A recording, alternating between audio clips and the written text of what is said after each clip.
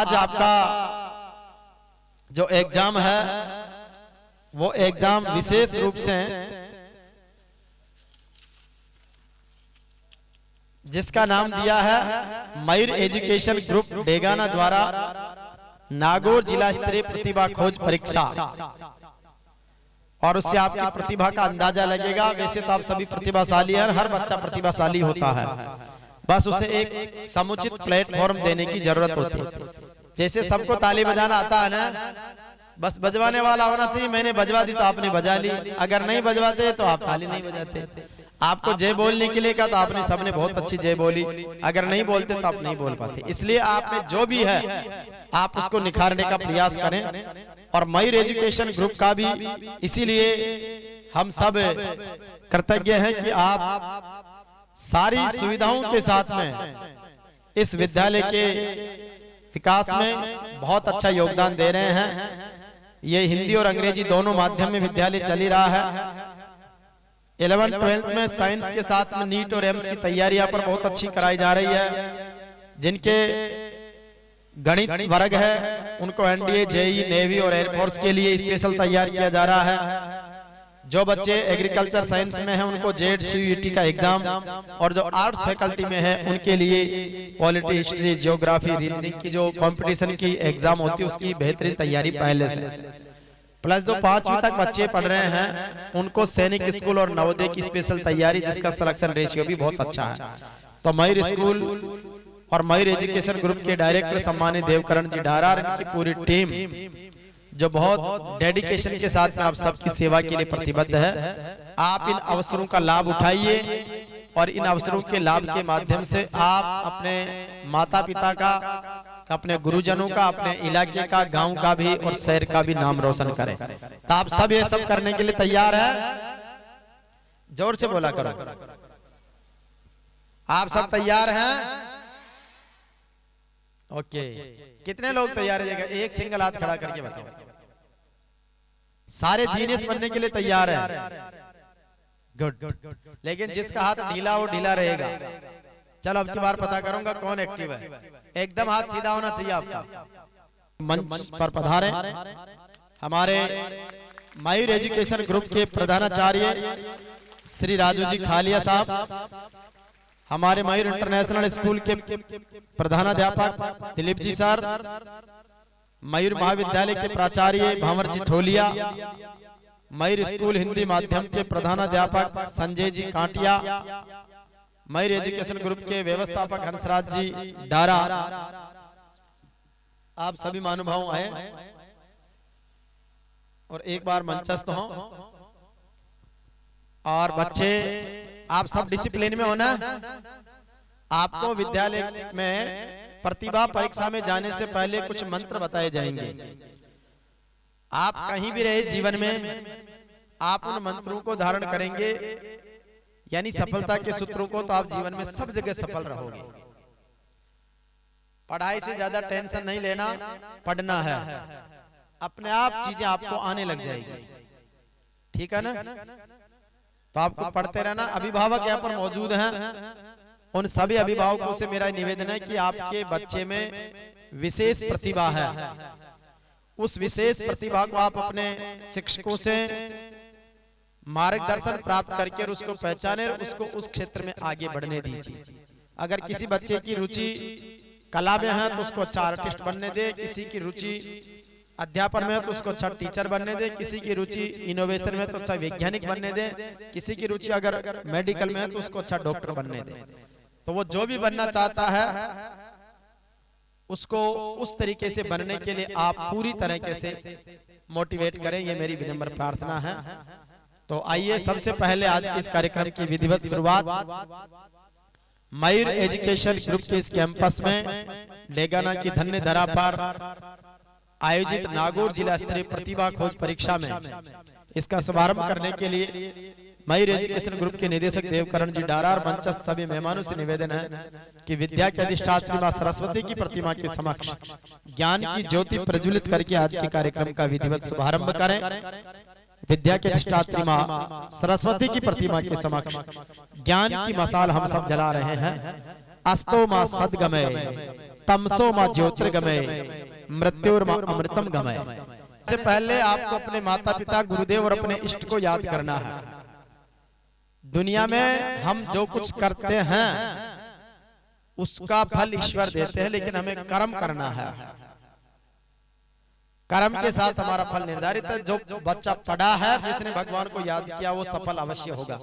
लेकिन केवल जिसने भगवान को याद किया और पढ़ा नहीं है तो पास नहीं होगा। दोनों का कॉम्बिनेशन जरूरी है। इसलिए कर्म पहले जरूरी है और उसके बाद ईश्वर का धन्यवाद है। ठीक है ना? तो आप सब रेडी है कर्म करने के लिए, कर्तव्य पथ पर बढ़ने के लिए? चलिए। तो हमारे मंचस्थ सभी गुरुजन, सामने विराजमान अभिभावक और बीच में विराजमान विद्यार्थी। इसका मतलब यह है कि शिक्षक आपको आगे बढ़ाने के लिए आपकी आंख में आंख मिलाकर आपके ज्ञान की ज्योति को, आपके दिमाग की एकाग्रता को आगे बढ़ाने वाले हैं। अभिभावक पीछे इसलिए बैठे हैं कि आपकी हर तरह की परिस्थिति, सुख दुख में वो बैकबोन, आधार स्तंभ बन के आपके साथ खड़े हैं। अगर आप कभी जीवन में निराश भी हो जाओ, पीछे मुड़ के देखोगे तो आपके माता पिता, अभिभावक आपको सपोर्ट करने के लिए तैयार हैं। आप अगर आगे बढ़ने की प्रेरणा लेंगे तो आपके गुरुजन, आपके शिक्षक आपको सफलता के शिखर पर आगे बढ़ाने के लिए पूरी तरह तैयार हैं। इसीलिए शिक्षक आगे आपके बैठे हैं और अभिभावक पीछे बैठे हैं। तो आपके दोनों तरफ सुरक्षा कवच है। आप अगर किसी तरह की परिस्थिति से डगमगाते हैं तो अभिभावक हमें संभालने के लिए तैयार है। आप आगे बढ़ने के लिए प्रतिबद्ध हैं तो शिक्षक आपको आगे बढ़ाने के लिए तैयार है। तो दोनों के लिए एक बार जोरदार ताली से अभिनंदन करें। और अब आप कुछ बातें साइंस की, आर्ट्स की, कॉमर्स की, एग्रीकल्चर की, बोर्ड कक्षाओं की और आपकी लोकल क्लास की, और आप जिस विद्यालय कैंपस में मयूर एजुकेशन ग्रुप में एग्जाम देने आए हैं उसके बारे में कुछ आपको बातें बताई जाएगी।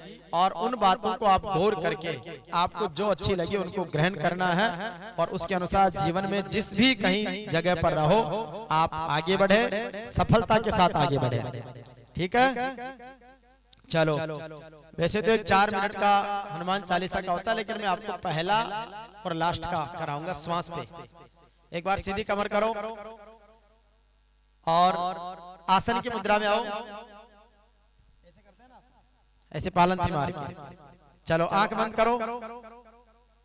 एक बार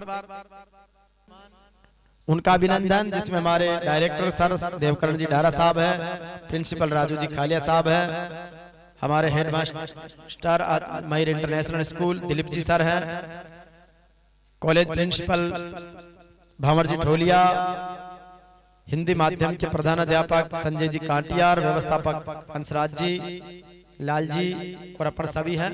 अब क्रमशः एक एक कर आपको चीजें बताई जाएगी। 5-5, 7-7 मिनट हमारे अलग अलग स्कूल लेक्चरर्स आपको बात बताएंगे, कुछ मोटिवेशनल, और उसके बाद में डायरेक्टर सर आपको स्कूल का विजन, मिशन और आपके उज्जवल भविष्य की शुभकामनाएं देंगे। उससे पहले भाई यीशु जी, जहाँ जहाँ सामाजिक कार्यक्रमों की, जहाँ जहाँ शिक्षा के अलख जगाने की, जहाँ जहाँ पिछड़े वर्ग को एक नई दशा और ऊंचाई छूने की बात आएगी, वहाँ वहाँ जेवीपी मीडिया ग्रुप और हरिराम जी किमाड़ा का नाम प्रथम स्थान पर होगा। बहुत आभार और बहुत शुक्रिया। आपके स्वागत के लिए मैं आमंत्रित करूंगा निदेशक श्री देवकरण जी डारा से कि सर का साफा पहनाकर स्वागत करें। कोई समय गंवाई अपन मुख्य रूप से अभी मैंने 15 मिनट केवल आपको प्रिपेयर किया था कि आप सुनने के लिए, अपने जीवन में आगे बढ़ने के लिए उत्सुक रहे। ठीक है ना? बीच में जैसे मुझे आप ढीले लगोगे वापस सावधान की मुद्रा करवाऊंगा। सावधान हो जाओ। गुड। भारत एक कृषि प्रधान देश है। यहाँ की 60 से 70% जनसंख्या प्रत्यक्ष और अप्रत्यक्ष तौर पर कृषि से जुड़ी हुई है। कृषि के लिए कहा जाता है कि कागज कलम को छोड़कर मिट्टी से दिल लगाते हैं। हम एग्रीकल्चर वाले हैं, धरती का सीना चीर कर दुनिया की भूख मिटाने का हुनर सीख कर आते हैं। ग्रामीण अंचल में पल रहे बढ़ रहे वो विद्यार्थी और वो अभिभावक जो कृषि से जुड़े हुए हैं, राजस्थान और भारत सरकार सहित मयूर विद्यालय भी आपके लिए सजग प्रहरी बनकर कार्य कर रहा है। कक्षा 10th के बाद 11th में सब्जेक्ट चयन में किसी भी प्रकार की दुविधा को लेकर यहाँ बैठे विद्यार्थी और अभिभावकों से मैं कहना चाहूंगा कि जब एग्जाम स्टार्ट होगा उसके बाद मयूर टीम के परामर्शदाता आपके समक्ष रहेंगे। कक्षा 6 से लगाकर 11 तक के विद्यार्थी यहाँ हैं और कक्षा 1 से 12 और कॉलेज, नीट, जेट या अन्य किसी भी प्रकार की जानकारी के लिए आप सीधे तौर से उनसे संपर्क कर सकते हैं। अभिभावकों से विशेष निवेदन यह भी करूंगा कि जब एग्जाम चल रहा हो उस समय मयूर टीम के साथ पूरे प्रांगण को और विजिट करें। बताना चाहूंगा कि 5 एकड़ में फैले विशाल आवासीय विद्यालय भवन में प्रत्येक कोना सीसीटीवी से लैस है। 70 से अधिक द्रोणाचार्यों की मजबूत टीम आपके बच्चे के सपनों को नई दिशा और नए पंख देने के लिए हमेशा कार्यरत है। यहाँ चप्पा चप्पा चौकस है और बच्चा बच्चा फोकस है। फिर कह रहा हूं कि जब जब पश्चिमी राजस्थान के किसी भी विद्यालय परिणाम की बात होती है, हर वक्त हर अभिभावक, हर विद्यालय और हर विद्यार्थी की नजरें मयूर के परिणामों पर टिकी होती है। आपके समक्ष कृषि विज्ञान विषय परामर्श के तौर पर मैं हाजिर हूं गिसु मंडा। पिछले 3 वर्षों से मैं मयूर से जुड़ा हुआ हूं। 3 वर्षों में मैंने अध्ययन किया और पाया कि 11th और 12th में बेहतर शिक्षा देने के बाद विद्यार्थी आगे जाकर और कंफ्यूज होते हैं। सर ने अभी मुख्य बातें बताई आपको कि 10वीं के बाद वो चौराहा है जिसमें यदि गलत गाड़ी पकड़ ली तो स्टेशन गलत आएगा, बात सही है। मैं कह रहा हूं कि 10वीं के बाद यदि विषय चयन को लेकर कोई समस्या हो तो 10 जून से शुरू हो रही इस मयूर स्कूल में प्रत्येक विषय में 5 दिन बैठकर डेमो लें। 5 दिन के बाद आपको जिस विषय में ज्यादा अच्छा लगे, जिस विषय को ज्यादा समझ सको, उस विषय में अपना भविष्य बनाने हेतु निर्धारित रहे। 70 से अधिक मजबूत द्रोणाचार्यों की इस टीम ने हर वक्त हर साल नए रिजल्ट और नए झंडे गाड़े हैं। बताते चलूं कि 10वीं के बाद यदि कक्षा 11 और 12 में कृषि विज्ञान विषय आप चुनना चाहते हैं तो गर्ल्स के लिए अभी राज्य सरकार ने एक तोहफा और दिया है। पहले 11th और 12th एग्रीकल्चर की केवल गर्ल्स को 5,000 रुपए 1 साल के मिलते थे, यानी 11वीं और 12वीं में कुल मिलाकर 10,000 रुपए। इस बार वो राशि बढ़ाकर 1 वर्ष की 15,000 कर दी है, अर्थात 11th और 12th में कृषि संकाय की बालिकाओं को 2 वर्ष में 30,000 की स्कॉलरशिप मिलेगी। हिंदी और इंग्लिश कंपल्सरी सब्जेक्ट के साथ में एग्रीकल्चर विषय में आपको 3 ऑप्शनल सब्जेक्ट मिलेंगे। एक तो एग्रीकल्चर, एक एग्रीकल्चर बायोलॉजी और एक एग्रीकल्चर केमिस्ट्री। बताते चलूं कि एग्रीकल्चर बायोलॉजी और एग्रीकल्चर केमिस्ट्री मुख्य बायोलॉजी सब्जेक्ट की बायो और केमिस्ट्री से अलग होंगी। यहां आपको एग्रीकल्चर से रिलेटेड बायो और एग्रीकल्चर से रिलेटेड ही केमिस्ट्री पढ़ाई जाएगी। तीनों सब्जेक्टों का प्रैक्टिकल है, इसलिए अच्छा मौका है कि 12th में परसेंटेज भी थोड़े इंक्रीज होंगे। 12वीं के बाद जो कृषि विज्ञान से पास आउट है वो ऑल ओवर राजस्थान में एंट्रेंस एग्जाम यूजी के लिए अर्थात बीएससी एग्रीकल्चर ऑनर्स के लिए आप जेट का एग्जाम दे सकते हैं। लगभग 156 कॉलेजों में होने वाले इस ज्वाइंट एंट्रेंस टेस्ट यानी जेट में 5230 सीटें हैं, जिसमें लगभग हर वर्ष 30,000 विद्यार्थी पार्टिसिपेट करते हैं। राजस्थान में कृषि की 5 यूनिवर्सिटी अर्थात विश्वविद्यालय जो इस जेट एग्जाम को कंडक्ट करवाती है। हमने 11वीं और 12वीं में अच्छी मेहनत के फलस्वरूप ये पाया कि यहाँ 12th का रिजल्ट सुपर डुपर रहता है। अगर माध्यमिक शिक्षा बोर्ड अजमेर केवल एग्रीकल्चर के ऑप्शनल सब्जेक्ट का रिजल्ट निकालता तो गर्व की बात होगी पश्चिमी राजस्थान के लिए कि पिछली बार पूरे राजस्थान में सबसे पहले स्थान पर एग्रीकल्चर का विद्यार्थी होता जिसमें 99.56% हासिल करता। पूरे ऑल ओवर 5 सब्जेक्ट के रिजल्ट की बात करूं तो पिछले वर्ष का रिजल्ट 94.20% है। जगह जगह पोस्टर लग रखे हैं, आपको पता पड़ेगा। विद्यालय भवन में आने के बाद ये चारों ओर दिखी बड़ी बिल्डिंग है, केवल चूना, ईंट और पत्थर से बनी नहीं है। यहां भारत का भविष्य पलता है। और मुख्य विशेष चीज ये कि पिछली बार जब हमने जेट का बैच लगाया तो क्रैश कोर्स अर्थात 1.5 महीने के टाइम अंतराल में 3 विद्यार्थियों की ऑल ओवर राजस्थान में 44वीं, 48वीं और 90वीं रैंक दी। ये अपने आप में विशेष बात है। विद्यार्थियों के बेहतर मौकों को देखते हुए, बेहतर परामर्श को देखते हुए उसके बाद इस वर्ष जेट लॉन्गियर के बैच भी संचालित किए जा रहे हैं। अभी 14 मई को जब जेट का एग्जाम होगा उसमें रिजल्ट और सर चढ़कर बोलेगा। समय की विशेष कमी है, इसलिए और अधिक परामर्श के लिए मैं आपके बीच और हाजिर होऊंगा। बहुत आभार और बहुत शुक्रिया। मैं प्रकाश सिंह जहांगीर केमिस्ट्री व्याख्याता यहाँ पर तो बताना चाहूंगा कि यहाँ विज्ञान के क्षेत्र में जो आपके अचीवमेंट्स है, जिन लड़कों का यहाँ से जो 12th में 90+ की संख्या रहती है, हमें 80+ से बात नहीं करते, 90+ की बात करते हैं। तो 90+ में संख्याओं के लिए लगभग 30, 40, 50 बच्चे आपके 90+ साइंस में रहते हैं। मैं इतना कह सकता हूँ, मैं 7 साल 8 साल से इस संस्था में कार्यरत हूँ। मुझे जब भी मैंने और स्कूल में भी कार्य किया है, लेकिन यहाँ पे जब मैं आया तो मुझे लगा कि यहाँ पर सर की उपस्थिति और सर का जो डेडिकेशन है बच्चों के लिए, और निरंतर कुछ बच्चों में नया करने के लिए कुछ नया किया जाए ताकि बच्चे बड़े क्षेत्र की ओर आपके डाइवर्ट नहीं हो, ताकि वो यहाँ रहकर, क्योंकि बाहर बड़े बड़े क्षेत्र में जाकर जैसे मान लो कोटा या सीकर की देखते हैं तो वहां पर एक बड़ी रकम घर की ओर से जाती है। शिक्षा को उसी क्षेत्र में गांव का लड़का या लड़की यहाँ स्कूल बस में आकर या ऐसी कैंपस में आकर उस लेवल की पढ़ाई यहाँ कर ले तो उसके घर वालों का जो खर्चा है वो काफी हद तक कम हो जाए। इस तरह की सोच और इस क्षेत्र में अपने आप को साबित करने वाला मयूर संस्थान आपके सामने उपस्थित है, आप कह सकते हो स्थित है। आपके 10th करने के बाद में आपको एक विषय का चयन करना होता है। उस विषय के चयन में आपके साइंस, बायो, मैथ, एग्रीकल्चर 3 विषय होते हैं जो अभी यहाँ पर मयूर स्कूल में भी संचालित है।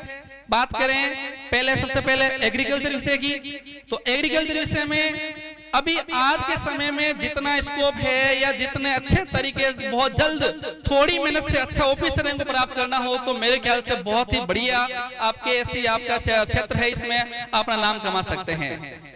एग्रीकल्चर की में यह है कि अभी जनरली बहुत से गांवों में एग्रीकल्चर विषय आपके बहुत कम जगह है, तो ऑब्वियसली बात है कि उसमें कैंडिडेट भी कम बैठेंगे, और कैंडिडेट कम बैठेंगे तो उसमें यदि बच्चे ने थोड़ी अच्छी एनर्जी से काम किया 12th करने के बाद में वो आपके सुपरवाइजर बन सकता है, गवर्नमेंट जॉब को प्राप्त कर सकता है। ये तो केवल फर्स्ट पायदान की बात कर रहा हूं जिसमें वो अपना करियर बना सकता है। इसके लिए 11, 12 आपके एग्रीकल्चर विषय का होना जरूरी होता है, जिसमें आपके 3 विषय होते हैं, केमिस्ट्री, बायो और एग्रीकल्चर होता है। इस विषय के आप जैसे ही 12th पास करते हैं तो आप उस एग्जाम के लिए एलिजिबल हो जाते हैं, मतलब आपके इतनी योग्यता आ जाती है, आप एग्जाम दे सकते हैं। अब उसके बाद में कुछ बच्चे इस सुपरवाइजर एग्जाम के बजाय आप आगे आपके कॉलेज के लिए जाना चाहता है, जो भी इंटरेस्टेड होते हैं कि मैं कॉलेज में जाऊं, तो उसके लिए एग्जाम होता है, जेट का एग्जाम होता है। उस जेट के एग्जाम के बाद में आपके राजस्थान के लिए है, और इंडिया लेवल बात करें तो एग्जाम होता है ICAR का एग्जाम होता है। तो आप इस क्षेत्र में यदि एग्रीकल्चर साइंस में यदि अपना करियर बनाना चाहते हैं तो आपके इस जेट को अच्छी रैंक हुई तो अच्छी आपको यूनिवर्सिटी मिल जाती है। मैं बता दूं आपको, इस संस्था ने इस पिछले गत वर्ष ही 12th के साथ में 3 विद्यार्थियों का चयन दिया है, तो मेरे ख्याल से बहुत बड़ी उपलब्धि है। बहुत जोरदार ताली बजाएं देखिए एक बार, जो भी एजी विद्यार्थी हैं ये लेना चाहते हैं उनके लिए। और अगली बात करें अपन, इसके अलावा और आपको डिटेल्स एजी के क्षेत्र में आपको सर बताएंगे। इसके अलावा बात करें बायो और आपके मैथ में, तो बायो में आप 11 12 आप साइंस से लेने के बाद में आप साइंस मैथ से बायो में आप करने के बाद में आप एक तो जो डॉक्टर का सपना होता है, बताओ किस किस विद्यार्थी का सपना है डॉक्टर बनेगा, हाथ ऊपर करो तो क्या छोटे बच्चे बता सकते हो कि मुझे भी 10th करने के बाद में 11 12 करके डॉक्टर बनना है, किस किस डॉक्टर बनना हाथ ऊपर करो तो क्या। चलो ठीक है, बहुत बढ़िया संख्या है भाई, ठीक है। फिर भी क्योंकि आपकी उपस्थिति रहेगी डॉक्टर तो आने वाले टाइम में यदि मान लो इस तरह कोरोना जैसी महामारी में हम देखा है डॉक्टरों की कितनी संख्या में कमी थी, तो हमें काफी थोड़ा सा, हालांकि फिर भी अच्छी से आपने अच्छा सरकार ने काम किया है, उसके बावजूद भी अभी अच्छे डॉक्टर्स की मुझे लगता है आप जैसे होनहार विद्यार्थी डॉक्टर बनेंगे तो मुझे लगता है कि बहुत अच्छे से और सोच करके, बहुत सी ऐसी बीमारियां हैं जिनका अभी तक इलाज बहुत उस लेवल पर नहीं है, तो आप ऐसा रिसर्च करके प्राप्त कर सकते हैं। तो बहुत अच्छी बात है। इसके लिए एग्जाम होता है, नीट का एग्जाम होता है बेटा। तो नीट का एग्जाम 12th करने के बाद होता है, जो यहाँ मयूर के द्वारा पिछले गत वर्ष से स्टार्ट हुआ है। तो नीट के एग्जाम के लिए 11 12 के साथ में यहाँ फाउंडेशन कोर्स होता है, जिसमें 11th के और 12th का सिलेबस तो है ही है, इसके साथ में जो बड़े लेवल पर जहाँ पे आप कहते हैं कि कोई दिल्ली जा रहा है, जयपुर सीकर कोटा जा रहा है, उस लेवल का अध्यापन आपको यहाँ पर करवाया जा रहा है। तो आप इस कैंपस में, अच्छा बाहर जाने पर बड़ी दिक्कत ये रहती है कि बच्चा वहां बाहर जाएगा तो वहां रहने का खर्चा वगैरह, फीस बड़ी बड़ी फीस रहती है, बड़ा बजट रहता है, बच्चा घर से दूर, खाने का बैठा नहीं बेटा, पता है नए माहौल में कैसा है। तो यदि आपको इस बेल्ट में यहाँ पर जहाँ बच्चा सुबह बस से जाए, शाम को दोपहर को वापस आपके सामने घर पर पहुंच जाए, तो मेरे ख्याल से और ऐसा परिवेश जो पढ़ाई वहां हो रही है यहाँ मिल जाए, तो फिर मुझे लगता है कि आपके लिए दूसरा विकल्प सोचने को जरूरत ही नहीं है। इस तरह मुझे लगता है कि आप नीट का एग्जाम जो आप क्रैक करके आप एमबीएस करते हैं, एमबीबीएस करने के बाद में आप पीजी किसी क्षेत्र में, आपके ईएनटी है, स्किन है, बहुत से क्षेत्र, न्यूरो है, यूरोलॉजी है, बहुत से डिपार्टमेंट में आप किसी में अपने पीजी कर सकते हैं। इसके अलावा बात करें तो नर्सिंग का होता है, जो 12th करने के बाद में नर्सिंग के लिए एग्जाम होता है, उसमें आप करके आप कंपाउंडर बन सकते हैं।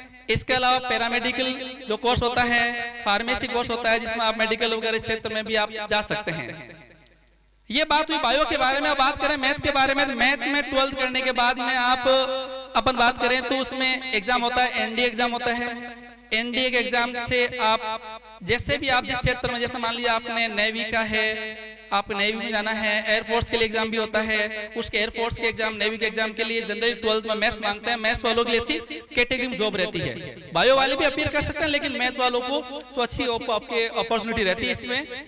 और जिसके लिए एग्जाम होता है उसकी तैयारी भी 12th के साथ में, क्योंकि सिलेबस होगा वही रहता है। और इसकी यहाँ बड़ी विशेषता ये रहती है कि 12th के साथ में एक्स्ट्रा सीटें दी जाती है, जिससे विद्यार्थी उस 12th के जो सिलेबस को, 11 12 के सिलेबस को उस रूप में कर पाता है कि उस एग्जाम की जो हमारी सोच ये रहती है, बच्चा 12th में भले ही 2-3% कम बन जाए, कोई दिक्कत नहीं है, लेकिन वो टारगेट पर फोकस कर जाए। टारगेट मतलब उसका 12th करने के बाद में जो एग्जाम है उस एग्जाम को क्रैक कर जाए। अपन भी यही चाहते हैं कि हम सभी यही चाहते हैं कि अच्छी जगह सेट हो जाए, अच्छा अपना लाइफ में करियर बन जाए। और ये इसी के लिए ही 11 12 में आपके एक्स्ट्रा सीटें चलाई जाती है, जिसमें आप एनडीए के लिए, आप एनडीए जैसे एग्जाम एयरफोर्स है, नेवी का है, इसमें आप अपीयर होकर अच्छे से अपना लाइफ को आप सेट कर सकते हैं। इसके बाद में यदि कोई लड़का इससे हटकर यदि बीएससी करता है, बीएससी में भी बीएससी बीएड का होता है और एक बीएससी होता है। इस बार मयूर कैंपस में भी एक आपके कॉलेज का भी पिछले 2 साल से एक नए आपके और एक कदम सफलता की ओर आगे बढ़े हैं, उसमें बीएससी करने का भी है। यदि आप बीएससी करते हैं तो आपके यहाँ से बीएससी करने के बाद में और एक बड़ी बात यहाँ पर मैं जानता हूँ कि इस क्षेत्र के लिए बहुत ही बड़ी उपलब्धि है कि मयूर स्कूल में इस बार से कॉलेज में आपके एनसीसी स्टार्ट हो गई है। एक बार जोरदार ताली बजाइए अपने क्षेत्र के लिए कि इसमें अपने क्षेत्र में एनसीसी स्टार्ट हुई है और वो स्टार्ट अपने को मयूर स्कूल में ही मिली है। और इससे बड़ी उपलब्धि क्या रहेगी? और एनसीसी का बड़ा सा फायदा क्या रहता है बेटा कि आपने एनसीसी का आपके पास में सी सर्टिफिकेट है तो सी सर्टिफिकेट के माध्यम से आप ग्रेजुएशन करने के बाद में आप सीधा सीडीएस एग्जाम होता है, सीडीएस के एग्जाम को पास करने पर इंटरव्यू होता है। तो उस सीडीएस के एग्जाम के आपको पास करने की जरूरत नहीं है। यदि आपके पास में एनसीसी का सी सर्टिफिकेट है, आप सीधा इंटरव्यू में अपीयर होगे, सीधा इंटरव्यू, आपको पास करने की जरूरत नहीं। एग्जाम सीधा इंटरव्यू में दिया, इंटरव्यू आप पास हो गए तो आप सीधा आप सीडीएस जैसे एग्जाम में सेंट्रल डिफेंस सर्विस में आप अपना करियर बना सकते हैं। आपके सभी के मंगल में आपके जीवन रहे, उसके लिए शुभकामनाओं के साथ मैं अपनी वाणी विराम देता हूं। धन्यवाद। जो विद्यार्थी अभी 10th का एग्जाम दिया है जिन्होंने, और 11th क्लास के अंदर यदि आप 8 सेमेस्टर के अंदर जाते हैं तो उसमें भी बहुत सारी आपको जॉब अपॉर्चुनिटी रहती है। जैसे यदि आपने 11th और 12th में 8 सेमेस्टर में जैसे ज्योग्राफी, हिस्ट्री, हिंदी लिटरेचर और इनके अलावा अन्य यदि आप सब्जेक्ट चुनते हैं, 24 सब्जेक्ट होते हैं कला वर्ग में, और इन सब्जेक्टों के माध्यम से आप जैसे 12th की और 12th के बाद में भी आपके बहुत सारी अपॉर्चुनिटी रहती है। वो रहती है जैसे आप बीएसटीसी करते हैं, और बीएसटीसी के साथ साथ जैसे आप, वैसे पहले ये सिस्टम नहीं था, पहले 3 साल कॉलेज करना पड़ता था, और इनके अलावा जो 2 साल बीएड होती थी उसमें 5 साल लगते थे। लेकिन अभी सरकार ने, आपको ये पता होगा कि 4 साल के लिए एक पीटीटी कोर्स कर दिया गया है, और उसमें आपको 4 साल में बीएड और बीए दोनों साथ क्लियर हो जाती है।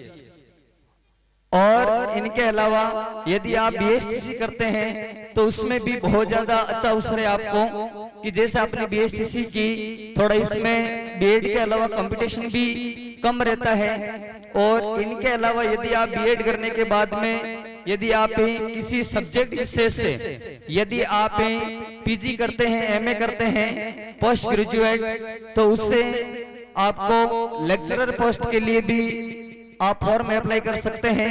इनके अलावा यदि आप 12th करने के बाद में जैसे यदि आगे पढ़ाई नहीं कर पाते हैं तो ऐसी स्थिति में आपको अन्य जैसे राजस्थान पुलिस, एलडीसी, और इनके अलावा बीए फाइनल करने के बाद में जैसे एसआई जो एग्जाम होते हैं, पटवारी एग्जाम होता है, इसको भी आप करे करके, ग्राम सेवक जो वीडियो भी चेंज किया है उसका नाम, तो वो भी आप करे कर सकते हैं।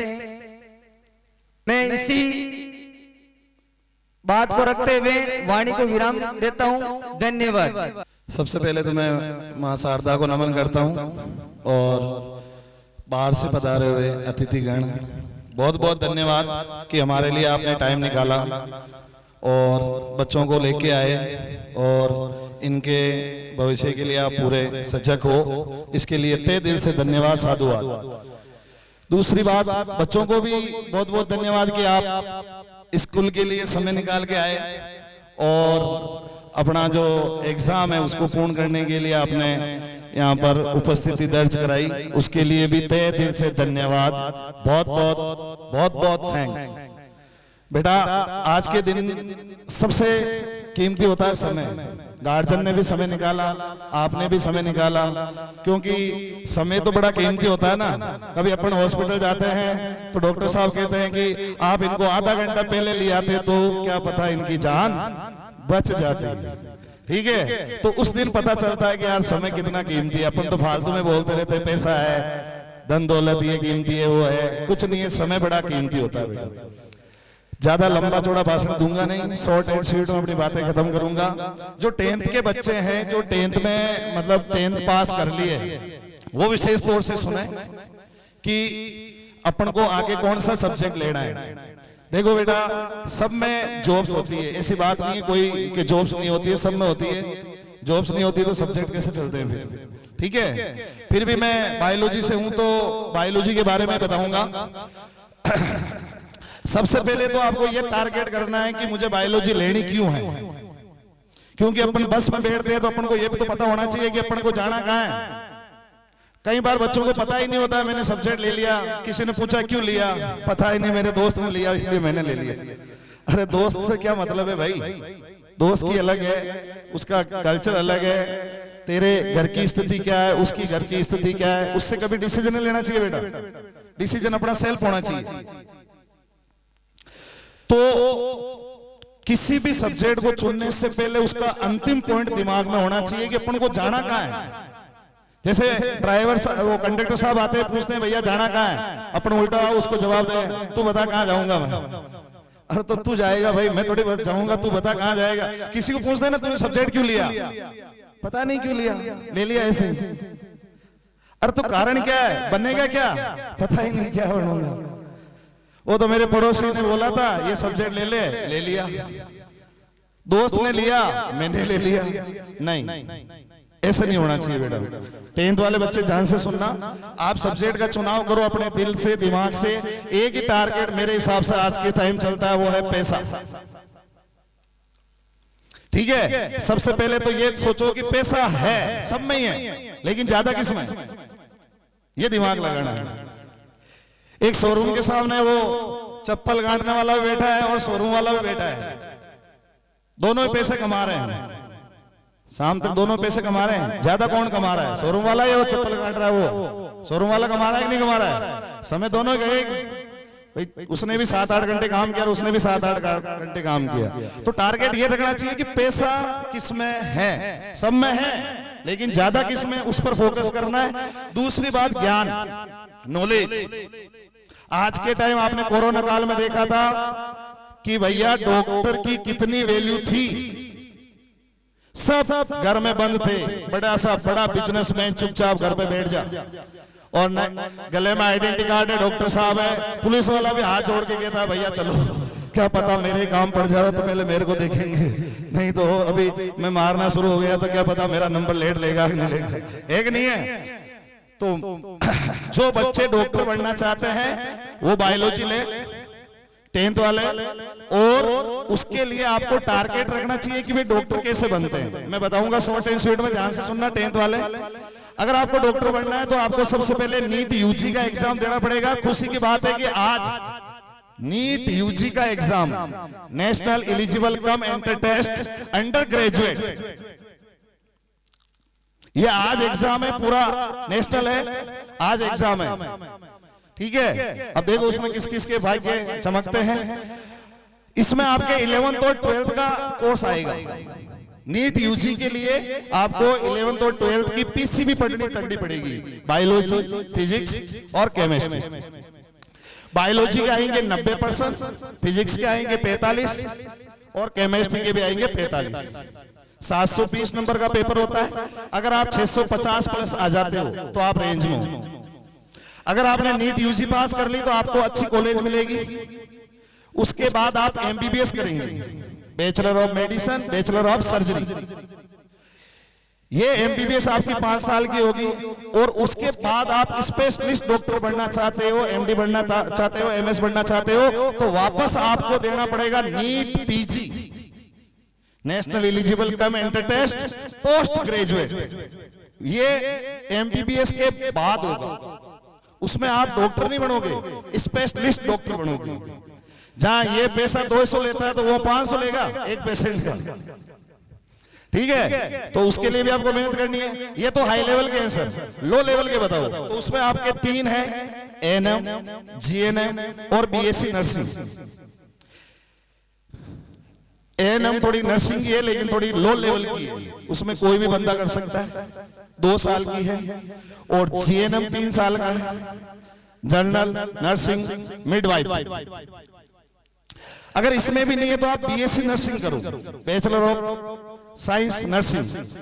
ठीक है, बीएससी नर्सिंग आपकी 4 साल की होगी। उसमें आप बढ़िया कंपाउंडर की पोस्ट आपको मिलेगी। दूसरा फायदा यह है कि इसको कोर्स को करने के बाद आप घर पे बैठे नहीं रहोगे, घर पे बैठे नहीं रहोगे। भैया गवर्नमेंट जॉब आएगी या वैकेंसी आएगी तब करेंगे, तब तक आप प्राइवेट हॉस्पिटल में काम करो ना, नॉलेज भी बढ़ेगा, पैसा आना भी शुरू हो गया। जैसे कोर्स कंप्लीट हुआ, अच्छा नॉलेज है, प्राइवेट हॉस्पिटल में लग गए, आराम से 15-20 हजार से सैलरी शुरू हो जाएगी, ऊपर के और भी कमा सकते हो। बैठे नहीं रहोगे, गवर्नमेंट वैकेंसी आई, थोड़ी सी उस जो अपनी जॉब है उसको थोड़ा सा पोस्टपोन कर दो, कोई बड़े इंस्टीट्यूट से तैयारी करो और लग काम कर गए तो गवर्नमेंट में लग गए, नहीं तो प्राइवेट तो जिंदाबाद है ही। बैठे नहीं रहोगे।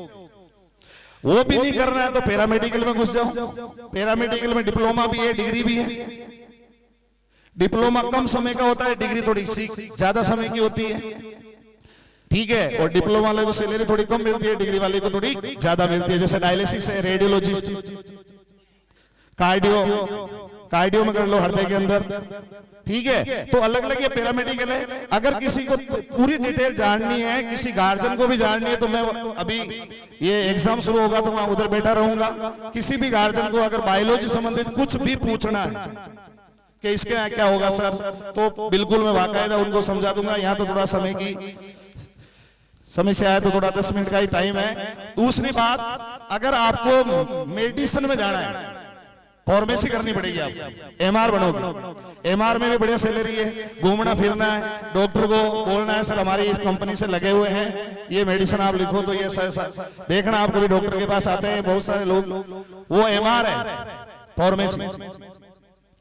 और वो ही नहीं है तो आप सबसे कम समय में गवर्नमेंट जॉब प्राप्त कर सकते हो। मैंने तो आज तक इससे ज्यादा रईसी की जॉब नहीं देखी। लैब असिस्टेंट सुना आपने? नहीं सुना तो ध्यान से सुनना। लैब असिस्टेंट जो गवर्नमेंट स्कूलें होती है उसमें फिजिक्स, केमिस्ट्री, बायोलॉजी के लिए लैब असिस्टेंट लगता है। वो गवर्नमेंट जॉब है कम समय के अंदर, और वही आने वाली है, मतलब 11th और 12th। और उसके साथ जीके हैं। लैब असिस्टेंट का एग्जाम दे सकते हो जिसकी घर की स्थिति थोड़ी नाजुक है, सर मैं ये नहीं कर सकती या नहीं कर सकता, तो तू बढ़िया 11th 12th कर बेटा और लैब असिस्टेंट की एग्जाम दे और उसको पास कर, ठीक है।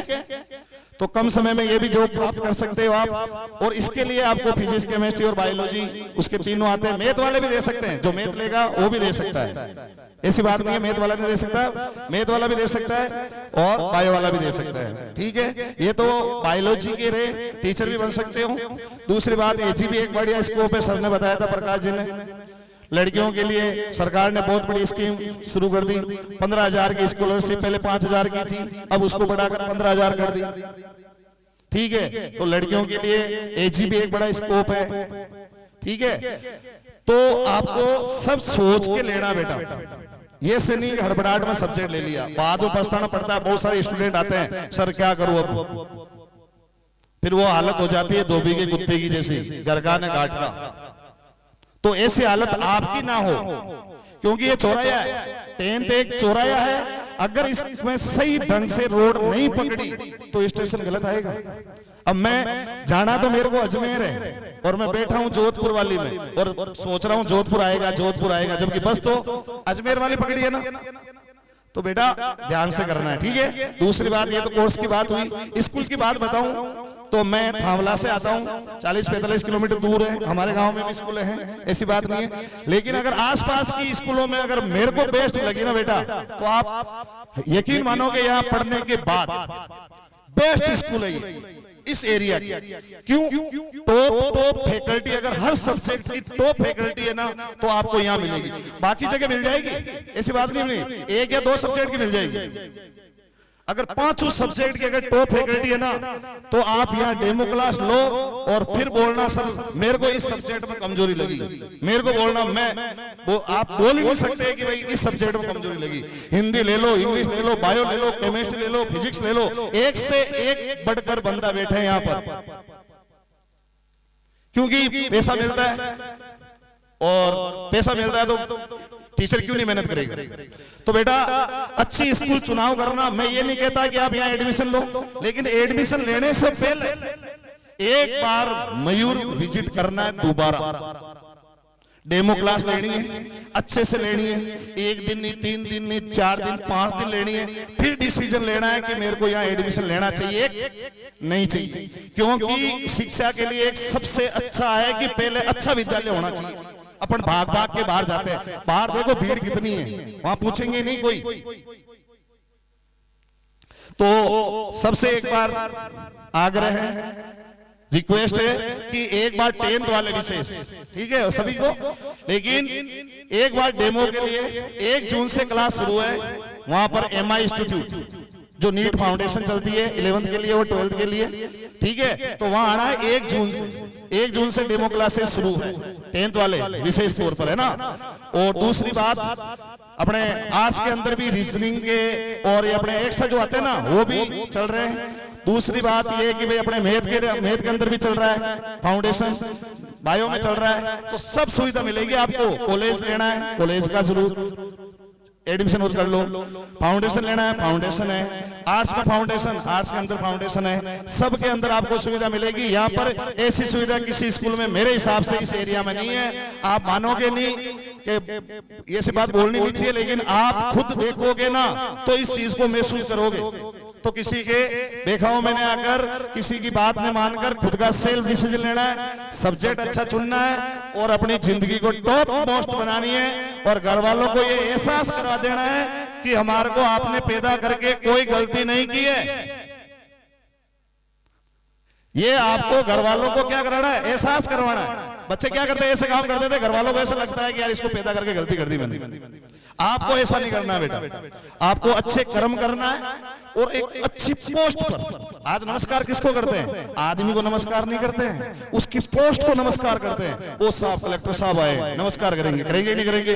ओ साहब डॉक्टर साहब आए, सब नमस्कार करेंगे नहीं करेंगे। सकल सूरत से कोई इतना नहीं होता है। सीट मजबूत होनी चाहिए, पोस्ट अच्छी होनी चाहिए, ठीक है। तो अच्छे से एग्जाम देना। बहुत बहुत धन्यवाद, बहुत बहुत गार्जियनों को भी धन्यवाद तहे दिल से कि आप हमारे लिए टाइम निकाले। शुक्रिया, बहुत आभार और शुक्रिया। अगला निवेदन प्रधानाध्यापक मयूर international school Shri Dilip ji sir से कि आप आए और उद्बोधन स्वरूप 2 शब्द रखें। समय की विशेष कमी है, इसलिए कम शब्दों में अपना अभिभाषण पूर्ण करने का आप प्रयास करें। Sir. Good morning to all. How are you all? कैसे हैं आप लोग? आवाज नहीं आई, बिल्कुल थोड़ा जोश से बोलिए। कैसे हैं आप? अच्छे हैं कि बहुत अच्छे हैं? बिल्कुल जोश होना चाहिए। प्रतिशत सिर्फ एक संख्या है, आपको उसके पीछे नहीं दौड़ना है। मैं श्री देवकर्णी डारा का बहुत ही हृदय से आभार व्यक्त करता हूं कि उन्होंने मयूर इंटरनेशनल स्कूल की स्थापना की, मुझे यहां सेवा का अवसर दिया और एक विजन के साथ।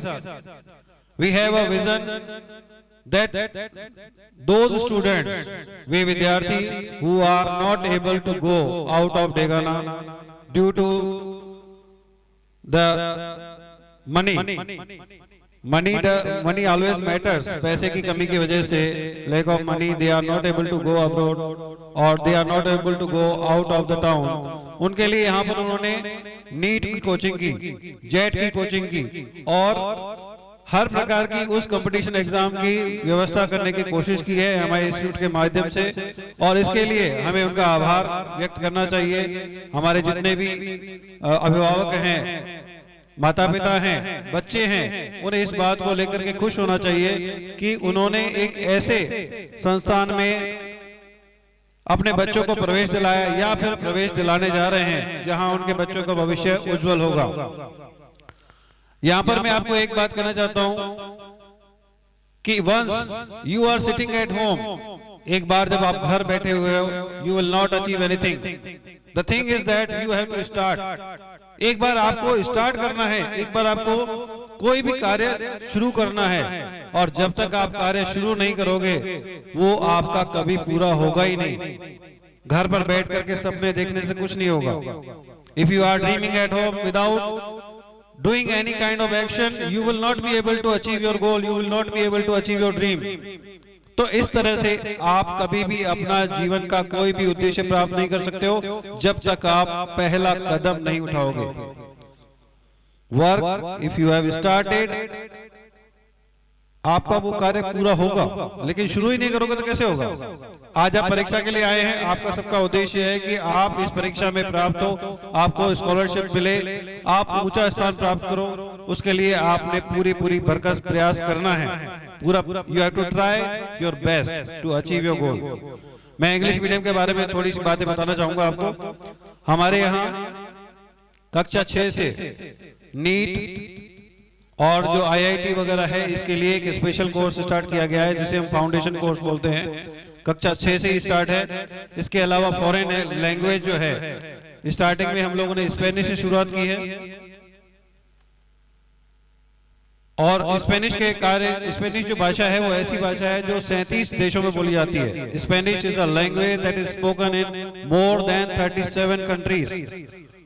हमारे मन में एक ही बात आती है, इंग्लिश इंग्लिश इंग्लिश। इंग्लिश है, लेकिन आप कई देशों में जाओगे वहां पर इंग्लिश का जो स्थान है वो दूसरा या तीसरा है, वहां दूसरी भाषाएं बोली जाती है। तो हमारे यहाँ हमने ये प्रयास किया है कि किसी प्रकार से हम बच्चों को इस लायक बनाएं कि अगर कल को उनकी विदेश में नौकरी लगती है तो उन्हें इस भाषा के थ्रू एक अच्छा फील्ड मिले, उनको इम्पोर्टेंस मिले, चाहे वो डॉक्टर बने, इंजीनियर बने। If they are going abroad, अगर वो बाहर जा रहे हैं तो उन्हें इस भाषा के थ्रू एक हेल्प मिलेगी। इंग्लिश तो है ही है, इंग्लिश स्पोकन तो है ही, इसके अलावा स्पेनिश भाषा से उन्हें और ज्यादा सपोर्ट मिलेगा। मैं ज्यादा समय न लेते हुए आप सभी के मंगल और उज्जवल भविष्य की कामना करता हूं। Thank you. जय हिंद, जय भारत। अगली पंक्ति में मैं निवेदन करूंगा गणित व्याख्याता श्री देवेंद्र जी सर से कि आप आए और बच्चों को उद्बोधन स्वरूप 2 शब्द कहें। एनआईटी से पास आउट। मंच पर विराजमान सभी मेहमान, अभिभावक गण और प्यारे विद्यार्थियों, मैं गणित सेगमेंट का एक विद्यार्थी हूं, तो गणित सेगमेंट की कुछ बातें बताना चाहता हूं। सीधा अपने टॉपिक पर आना चाहता हूं क्योंकि समय की विशेष कमी है। थोड़े से बस आप सुनने के लिए रिलैक्स रहिए। और गणित नाम से ही लोग डरते हैं, तो इसीलिए वो मुश्किल कहते हैं क्योंकि डरते हैं, और कोई बात नहीं। अब मैं शुरू करता हूं कि मैथमेटिक्स के स्कोप के बारे में बात करूं तो सबसे पहला आता है इंजीनियरिंग।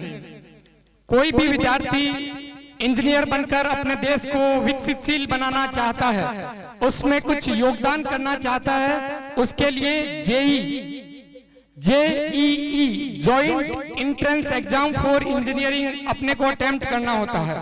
उसके 2 सेगमेंट होते हैं। पहला सेगमेंट जेईई मेन, दूसरा जेईई एडवांस।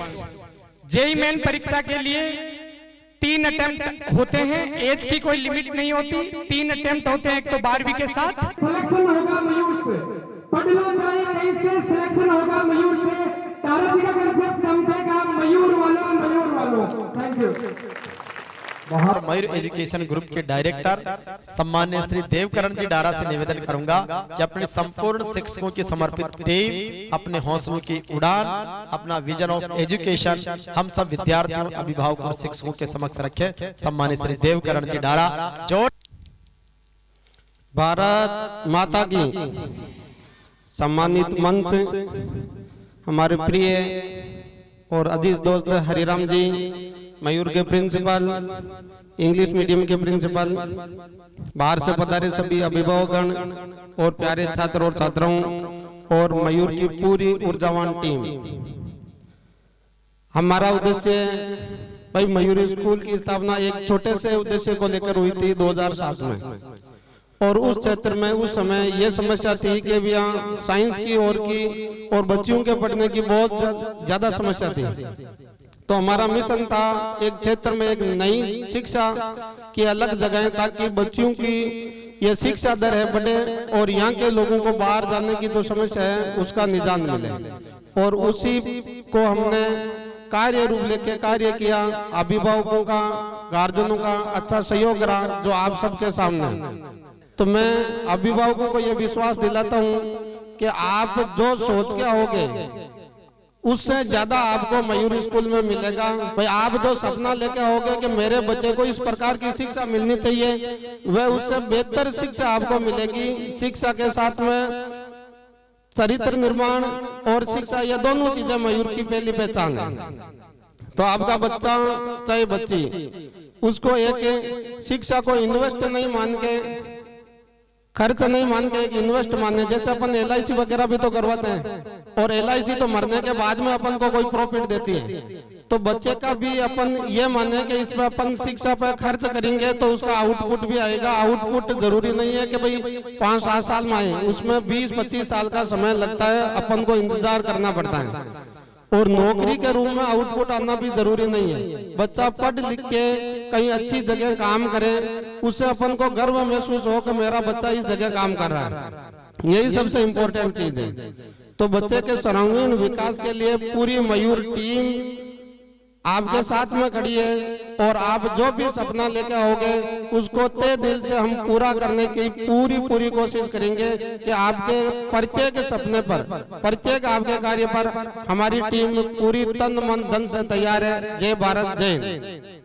मैं आपसे ये जानना चाहूँगा कि प्रतिभा खोज परीक्षा करवाने के पीछे मुख्य उद्देश्य क्या रहता है? ग्रामीण अंचल के विद्यार्थी जो प्रतिभा खोज परीक्षा के दौरान क्या कुछ नया पाते हैं या क्या कुछ नई चीज़ें देखते हैं? देखो, प्रतिभा खोज परीक्षा का मुख्य उद्देश्य ये है कि ये ग्रामीण अंचल है। सबसे पहली चीज़ तो पेरेंट्स होते हैं, मतलब जब तक वो यहाँ पहुँचेंगे नहीं, बच्चा पहुँचेगा नहीं, उसको किसी चीज़ के बारे में अवेयरनेस हो नहीं पाएगी। आसपास में होती है, पूरे नागौर ज़िले से हमारे पास बच्चे पहुँचे यहाँ पे। बच्चा पहुँचेगा, यहाँ का जो भी है, जो भी कैंपस हुआ, फैकल्टी टीम हुई, यहाँ के रिजल्ट्स हैं, एटमॉस्फेयर है, उन चीज़ों से उसका अवेयरनेस होती है। तो मेनली क्या होता है, जब तक उनको पता नहीं लगता ना, बच्चा बाहर की तरफ मूव कर रहे हैं, अभी देखा होगा जैसे सीकर जा रहा है, कोटा जा रहा है, उनको ये पता ही नहीं है कि ऐसी फैसिलिटीज़ अपने यहाँ पर भी है। क्योंकि मैं सर अब आप बैक के नहीं, मैं लगभग यहाँ 10 साल से हो रेगुलर, 10 साल में उससे पीछे का भी आप देख सकते हो। 10 साल से मैं खुद देख पा रहा हूँ, मतलब कोटा सीकर जितना उससे बेटर रिजल्ट यहाँ मिल पा रहा है। ठीक है, घर के बन रहेगा। दूसरी आज दो चीज़ें थोड़ी इफेक्टिव होती है। बच्चा क्या सोचता है कि मतलब बाहर जाएगा, पहली चीज़ खान पान, ठीक है, सबके में बच्चे जब तक अगर हेल्थी नहीं बच्चे तो कैसे रह पाएगा? घर का खाना, घर का माहौल और वो चीज़ें उसको प्रोवाइड हो रही है, तो बाहर जाने की कोशिश क्यों कर पाएगा वो बच्चा? तो इसलिए टैलेंट सर्च का हमारा उद्देश्य ये था कि पेरेंट्स आए और बच्चे उस चीज़ को समझ पाए। अच्छा सर, नीट वगैरह की तैयारी कंटिन्यूटी से करवा जा रही है। ग्रामीण तबके में नीट का कितना कुछ अच्छा रोजगार है या नीट को कितना कुछ सक्सेस मिलता है?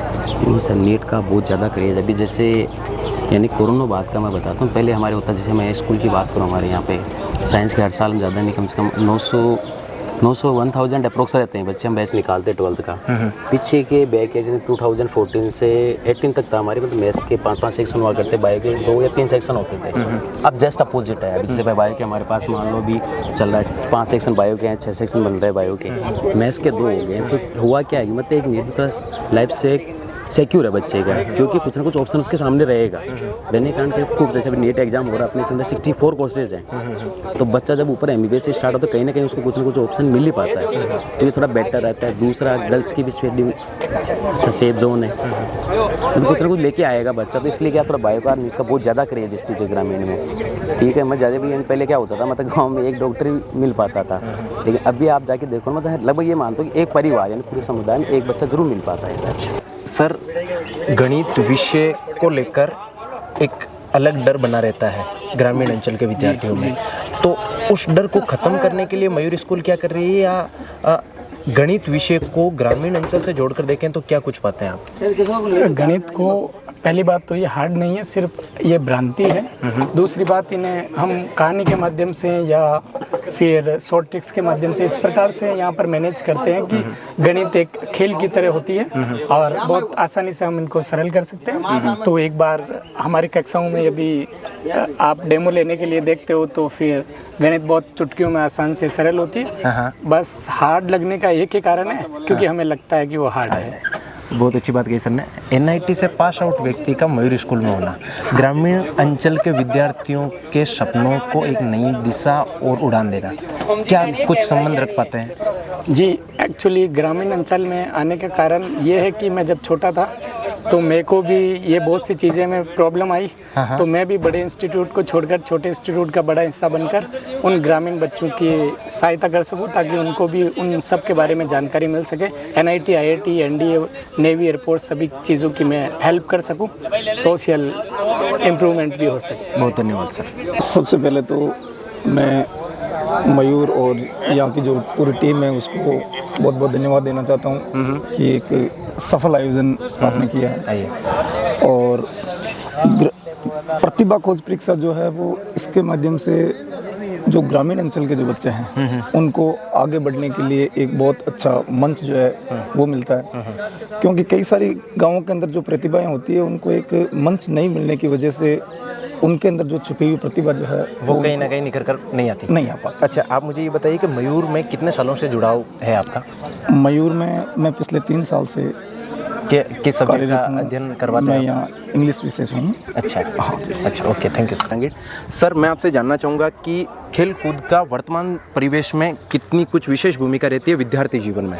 नमस्कार, मैं ये बताना चाहता हूँ कि वर्तमान भागदौड़ ज़िंदगी में पारिवारिक स्थिति और गार्जियन का जो प्रेशर देखते हुए बच्चे अधिकतर अपनी किताबों में खोए हुए रहते हैं। स्वामी विवेकानंद जी ने एक बात कही थी कि स्वस्थ शरीर में ही स्वस्थ मस्तिष्क का विकास होता है, और जब बच्चे खेल कूद में पार्टिसिपेट करेंगे तो उस मस्तिष्क का विकास हो सकता है। और उसी परिप्रेक्ष्य को देखते हुए हमारे विद्यालय में शिक्षा के साथ खेल का बड़ा ही अच्छा तालमेल है, और इसको देखते हुए kabaddi, kho kho, hockey, badminton, ball badminton और एथलेटिक्स जैसी बहुत सी प्रतियोगिताओं का यहाँ आयोजन किया जाता है, और बालक और बालिका वर्ग दोनों में इनमें पार्टिसिपेट करते हैं। आप मुझे ये बताइए कि कौन कौन से खेल यहाँ संचालित है और क्या क्या उपलब्धियाँ हैं? अभी वर्तमान में यहाँ बालक और बालिका वर्ग में kabaddi, volleyball, ball badminton, hockey, विभिन्न प्रकार के खेलों का यहाँ आयोजन किया जा रहा है। और जो अभी 2022-23 सत्र में जिला स्तर और राज्य स्तर पर प्रतियोगिता हुई थी, उन प्रतियोगिताओं में हमारे विद्यालय के 17 वर्ष बॉल बैडमिंटन टूर्नामेंट में बालिका वर्ग नागौर जिले में प्रथम रही, और 19 वर्ष में द्वितीय स्थान पर रही। प्रथम स्थान पर ही बालिकाओं को चयन राज्य स्तर पर हुआ। राज्य स्तर पर स्टेट का पोजीशन में सेकंड पोजीशन में चूरू से हमारी टीम हारी थी, सेकंड पोजीशन में। उनमें से 6 बच्चियों का स्टेट में सिलेक्शन और 3 बच्चियों ने हमारे राजस्थान टीम नेशनल के लिए यहाँ क्वालिफाई किया है, उनका सिलेक्शन हुआ है। 12वीं करने के बाद अगर बच्चा पीटीटी, बीएससीसी, आरएएस, आईएएस के अगर स्कोप ढूंढना चाहता है तो मयूर एजुकेशन ग्रुप इसके लिए हमेशा तत्पर रहा है, और हमेशा से यहाँ के स्टाफ साथी, यहाँ के निदेशक महोदय हमेशा बच्चों को हर वर्ग की भांति जो कार्य संपन्न करवाना चाहते हैं वो स्कूल स्तर पर पूरा करवा के भेजते हैं। बहुत दिन मैं आपसे ये जानना चाहूँगा कि प्रतिभा खोज परीक्षा आयोजन के पीछे मयूर विद्यालय परिवार का क्या उद्देश्य रहा? इस प्रकार की प्रतियोगी परीक्षाओं का आयोजन करना आज के समय की पहली बात तो ये है कि आज के समय की बहुत बड़ी मांग है। दूसरी बात ये है कि ग्रामीण क्षेत्र की प्रतिभाएं अक्सर बड़े मंच पर असफल हो जाती है, क्योंकि उसको उन बच्चों को इस प्रकार की अपॉर्चुनिटीज अक्सर मिल नहीं पाती है। तो हमारा ये उद्देश्य रहता है कि हम इतनी बड़ी संख्या में बच्चों को कॉम्पीट कराएं, और इस प्रकार की प्रतियोगिता का आज आधुनिक ज़माने से देखें तो OMR शीट पर और इस प्रकार के कंपटीशन लेवल के जो क्वेश्चंस हैं अगर बच्चे सोल्व करें तो एक बड़े मंच के लिए तैयारी करने का बड़ा मौका है। एक औसत विद्यार्थी के नज़रिए से मैं बात करूं तो मैं आपसे ये पूछना चाहूँगा कि आज के पेपर का लेवल किस तरीके का था? अक्सर बच्चे यही कह रहे थे पेपर का जो लेवल था वो मॉडरेट था, ना कोई ज़्यादा डिफ़िकल्ट क्वेश्चन थे, ना कोई ज़्यादा एवरेज क्वेश्चन थे। थोड़ा बहुत ऐसा रहता है कि अगर थोड़े जटिल लेवल के क्वेश्चन हो तो वहाँ पर जो विशेष प्रतिभाएं हैं वही ऐसा कर पाए। अगली चीज़ मेरी ये रहेगी आपसे कि प्रतिभा खोज परीक्षा में कितने विद्यार्थियों ने आज पार्टिसिपेट किया? आज लगभग ये 1 महीने से रजिस्ट्रेशन की प्रोसेस चल रही थी, और अमूमन 5200 विद्यार्थियों ने रजिस्ट्रेशन करवाया था, और आज का जो अटेंडेंस शीट देखी है उसके अकॉर्डिंग 2830 बच्चों ने पार्टिसिपेट किया है। 2830 बच्चों को एक बड़ा मंच प्रदान कर रही है मयूर। जी। इसके बाद इनको स्कॉलरशिप और लास्ट में रिजल्ट का प्रोसेस होगा। स्कॉलरशिप और रिजल्ट के बारे में संक्षेप में जानना चाहूँगा मैं आपसे। इनका आज 7 मई को एग्ज़ाम हुआ है, और 21 मई को इनके रिजल्ट डिक्लेरेशन करने की जो है ऑनलाइन प्रोसेस रखी जाएगी। और पहले से ये तय है कि मतलब प्रत्येक क्लास के लिए अलग अलग लेवल पर, अलग अलग रैंक पर उनके लिए स्कॉलरशिप की व्यवस्था कर रखी है, और वो टोटल है 11 लाख। 11 लाख की मोटी छात्रवृत्ति के तौर पर मयूर विद्यालय परिवार हमेशा ग्रामीण तबके के प्रतिभाओं को एक उचित मंच दिलवाने का काम कर रहा है। एक विशेष तौर पर मैं बात करूं तो 70+ टीचिंग नॉन टीचिंग स्टाफ और इतनी बड़ी संख्या में विद्यार्थियों का होना और नित नए इतिहास जो है वो रचने की परिपाटी मयूर के नाम है। आपसे मैं ये जानना चाहूँगा कि एज ए प्रधानाचार्य होने के नाते क्या कुछ विशेष और अलग पाते हैं मयूर विद्यालय परिवार? देखिए, सबसे बड़ी बात है कि आज मयूर एजुकेशन ग्रुप वो इंस्टीट्यूट है जिसने सबसे पहले डेगाना में साइंस को स्टार्ट किया। उसके बाद में अगर देखें तो साइंस की तीनों स्ट्रीम और उसके साथ में आर्ट्स और कॉमर्स में एजुकेशन देने वाला एकमात्र इंस्टीट्यूट था। आज धीरे धीरे प्रत्येक आर्ट्स ले लो आप, कॉमर्स ले लो, एग्रीकल्चर, मैथमेटिक्स, बायोलॉजी, सभी में फाउंडेशन कोर्स भी अवेलेबल हैं और कॉलेज भी संचालित है। तो इतना बड़ा एजुकेशन ग्रुप होने के नाते आज अपनी ये ड्यूटी भी बनती है कि हमारे क्षेत्र के बच्चों को जो है वो मंच प्रदान किया जाए जो बहुत बड़े लेवल पर उनको मिले। प्रतिभा खोज परीक्षा का सफलतापूर्वक समापन होने के बाद अभी मैं मयूर एजुकेशन ग्रुप के निदेशक श्री देवकरण डारा के पास हूँ। डारा जी सर से बात करके ये जानेंगे कि प्रतिभा खोज परीक्षा करवाने के पीछे क्या मुख्य उद्देश्य रहा और किन किन चीज़ों को विशेष ध्यान में रखते हुए मयूर एजुकेशन ग्रुप की नींव रखी गई। सर, सबसे पहले मैं आपसे ये जानना चाहूँगा कि प्रतिभा खोज परीक्षा करवाने के पीछे मयूर विद्यालय परिवार का क्या उद्देश्य रहा? सर, प्रतिभा खोज परीक्षा के पीछे मयूर का उद्देश्य ये था कि ग्रामीण क्षेत्र में अंतिम छोर पर बैठे व्यक्तियों को जो शिक्षा से वंचित हैं, शोषित किसान परिवार से जो बच्चे हैं, उनको आगे लाना और उनको उचित प्लेटफॉर्म प्रदान करना। सर, ये कहा जाता है कि प्रतिभा किसी परिचय की मोहताज नहीं होती, लेकिन प्रतिभा किसी प्लेटफॉर्म या मंच की मोहताज ज़रूर होती है। और जैसा कि पिछले साल से मयूर का ये रीति या रिवाज में तब्दील हो गया है कि हर वर्ष अपन जो है वो प्रतिभा खोज परीक्षा का आयोजन करवाते हैं। प्रतिभा खोज परीक्षा के आयोजन में विद्यार्थी भी यहाँ बढ़ चढ़कर हिस्सा लेते हैं। इस बार की आज 7 मई को हुई प्रतिभा खोज परीक्षा में कुल कितने विद्यार्थियों ने भाग लिया? सर, एग्जैक्ट तो 2830 विद्यार्थियों ने भाग लिया था और रजिस्ट्रेशन 4200 के समथिंग हो रखे थे। अच्छा सर, 2830 विद्यार्थी अपने आप में एक बड़ी संख्या है। प्रतिभा खोज परीक्षा के बाद इसका रिजल्ट और रिजल्ट के बाद में विद्यार्थियों के लिए स्कॉलरशिप योजना के संबंध में या स्कॉलरशिप योजना के तहत किन किन चीज़ों पर विशेष ध्यान देंगे या स्कॉलरशिप योजना क्या है? सर, स्कॉलरशिप योजना हर क्लास की अलग अलग स्कॉलरशिप है और वे प्रत्येक क्लास के हिसाब से रिजल्ट के बाद में वे अनाउंसमेंट पहले से लिखा गया उसके अनुसार वितरित की जाएगी। कुछ विद्यार्थी, जैसा कि हमने देखा पाया भ्रमण के दौरान भी पाया कि कुछ विद्यार्थी अनाथ अथवा शहीदों के बच्चे हैं, उनके लिए मयूर कैसे सजग प्रहरी बनकर कार्य कर रहा है? अनाथ और शहीदों के बच्चों के लिए मयूर निःशुल्क शिक्षा का प्रावधान लेकर आया है कि जो अनाथ बच्चे हैं और शहीदों के बच्चे हैं उनके लिए कोई भी स्कॉलरशिप या उसकी आवश्यकता नहीं है टेस्ट की, वे बिल्कुल निःशुल्क मयूर में पढ़ाई कर सकते हैं। दूसरी चीज़ सर, नए विद्यार्थियों को या एक अभिभावक और एक निदेशक होने के नाते विद्यार्थियों को क्या संदेश पहुंचाना चाहेंगे आप? विद्यार्थियों के लिए ये संदेश है कि यदि कोई अभावग्रस्त अंतिम छोर पर बैठा व्यक्ति जिसको शिक्षा वाकई उपलब्ध नहीं हो रही है और या पढ़ाने में वह असमर्थ हैं, तो वह मयूर के द्वार पर आ सकता है और अपनी पढ़ाई जारी रख सकता है। उसके लिए मयूर के दरवाजे हमेशा खुले हैं।